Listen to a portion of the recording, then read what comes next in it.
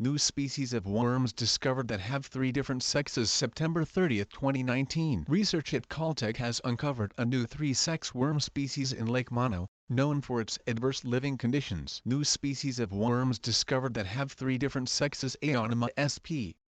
Caltech. Not much can survive on Lake Mono, located in the eastern California mountains. But one thing that is apparently thriving is a new species of worm that has 3 different sexes. A team of Caltech scientists found that the new species of worms, which they called Aonema sp., can survive 500 times the human lethal dose of arsenic and have 3 sexes. In addition, the researchers found that this species carries its young inside the body. Only algae and bacteria were believed to thrive on Lake Mono. Fahrenheit Mono Lake/iStock. The study is noteworthy because, before its results, only 2 other species were known to thrive in Lake Mono, which is much saltier than other oceans and has an alkaline pH of 10. The other 2 species are bacteria and algae. The results were published in the journal Current Biology. Much of the research on the new worm species has been carried out in the laboratory of Paul Sternberg, a brand biology professor focused on nematodes or tiny worms, and more specifically Caenorhabditis elegans,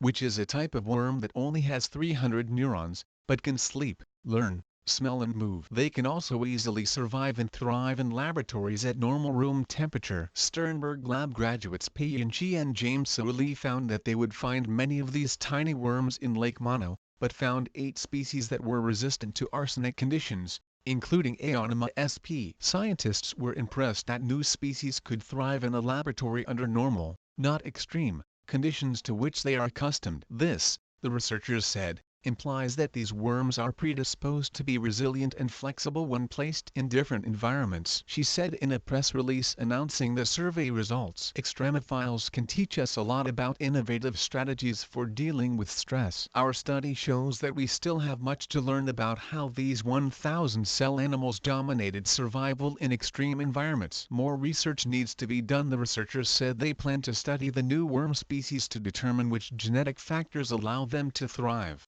and to sequence the genome of Aonema sp. to look for genes that make them resistant to arsenic. She, noting that the team was required to obtain special permits for fieldwork on the lake, said, "It is extremely important that we appreciate and develop a curiosity for biodiversity. The next innovation for biotechnology may be out there in nature." A new biodegradable sunscreen, for example, was discovered from bacteria and extremophilic algae. We have to protect and use wildlife responsibly,